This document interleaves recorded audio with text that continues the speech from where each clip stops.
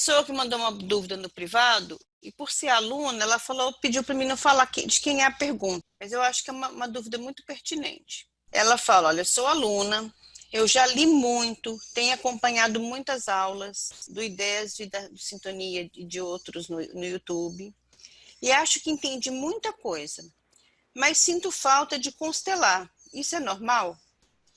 Então, tem uma parte das pessoas que fala, olha, se você entender, o resto é com você. Então, por exemplo, quando o Bert Hellinger falava isso, eu escutava, como eu não tinha intimidade com ele, eu não chegava assim, ah, Bert, uma coisa é você que faz uma constelação, e depois é conversar com a Sofia, com o filósofo, escrever livro, e isso é muito terapêutico, né? Mas, para a grande maioria das pessoas, a constelação pode ser usada de forma recursiva, sim. Uma das funções dela é como rito de passagem. Então, ela tem sido usado frequentemente como um instrumento bem nesse ponto que você está. A pessoa já entendeu, a pessoa já compreendeu, a pessoa já absorveu, está na hora de virar a chave, mas ela precisa de um start, um rito de passagem. Nós, seres humanos, nós somos muito imagéticos e a gente se constitui na relação. Então, esses momentos de virada de chave, onde eu falo, agora eu me sinto, então, lá onde eu estava chegando, eles são importantes. O que é um momento de virada de chave? É a menopausa, é a menarca. Então, eu não me transformo em outra coisa depois da minha primeira menstruação, isso eu estou falando para as mulheres, é lógico. Mas me dá um sentido, uma autorização. É aquele momento que eu falo, então agora eu fiquei mocinha, e agora então eu começo a fazer algumas coisas com mais propriedade. Porque esses ritos de passagem, eles têm caráter social, eles têm caráter, a comunidade valida eles, ele tem, às vezes, um caráter religioso. Então, um debir, o nascimento de um filho, o primeiro beijo, a primeira relação sexual, uma morte relevante. Muitas vezes, assim, eu estou na minha vida e morre o meu pai. Eu fico mais séria a partir daquele dia, como se agora por, por algum mecanismo interno, eu fosse para um lugar que, então, agora que morreu meu pai, morre o rei, salve o rei, né? Um diagnóstico, um rito de passagem muito importante para a sociedade brasileira é, por exemplo, tirar a carteira de motorista. Então, essa dinâmica terapêutica, que a gente chama de constelação familiar, ela é um instrumento de investigação, né? Um instrumento de ajuda, que nos ajuda a entender, compreender com afastamento, onde eu me afasto de mim mesma e eu me enxergo em 3D, eu me enxergo sistemicamente. Pode seguir de guia, pode servir de solução para aquilo que nos traz incômodo. Ele é um dispositivo também de tomada de decisão. Então, às vezes eu faço várias constelações. Eu vou abrir um negócio e eu falo, eu quero ver a potência desse negócio aqui agora. Ela não é um preditivo de futuro, entende? Assim, eu não vou saber, por exemplo, que número que vai cair na loto. Mas eu sei, ela me informa, aquele campo ele me informa que energias e como é que aquela energia, como é que está a postura daqueles que me cercam. Então, muitas vezes a gente faz uma constelação que você coloca assim, marido e mulher. E você coloca marido e mulher na situação de sócio. Ele está forte, ela está forte. Aí você coloca marido e mulher na situação de companheiros de vida. Às vezes, um se afasta do outro, mas ainda continuam fortes, como se, no quesito amizade, eles buscassem outros pares. Aí você coloca como parceiro sexual.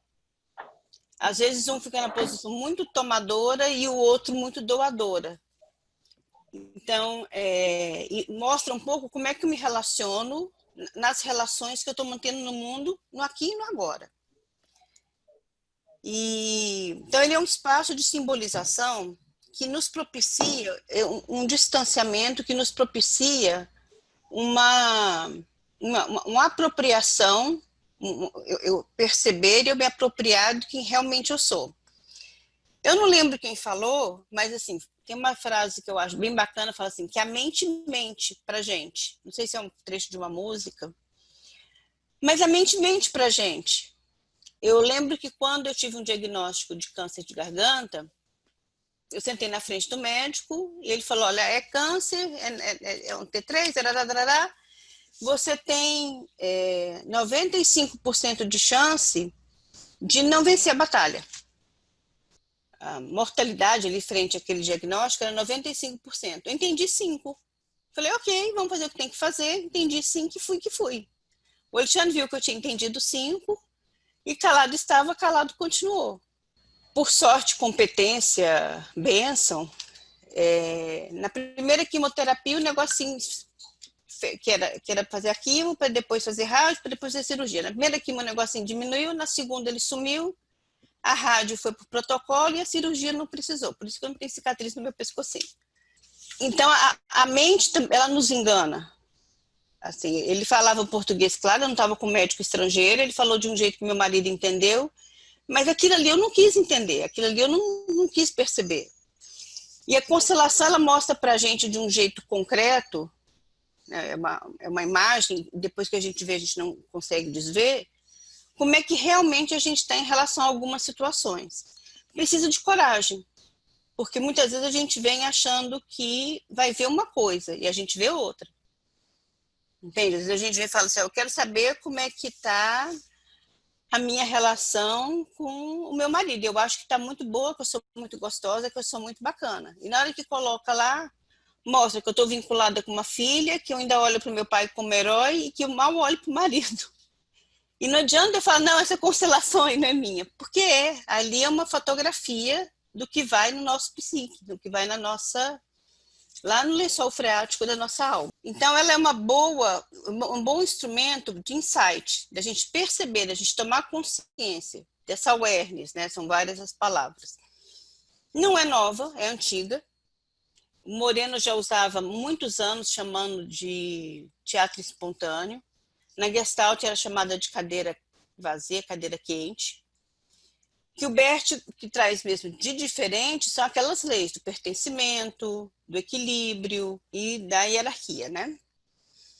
E lembrando que só o insight, a awareness, aquela choradeira, é 70%. Eu tomar consciência, eu perceber onde eu estou, eu enxergar o outro, mas que tem um tanto aí que é a gente processar aquilo e fazer diferente. Senão eu fico algo que é muito comum dentro das terapias mais verbais. Eu fico um neurótico sabidinho. Eu sei tudo que está errado comigo, eu sei tudo que... Mas o que eu faço com aquilo? Então, assim, muitas vezes a constelação, mesmo eu já entendendo tudo que eu tenho que fazer, ela me faz bem, porque ela é esse momento que catalisa aquilo tudo e me dá um sprint. Então, Dona Luna, pode constelar, não é pecado.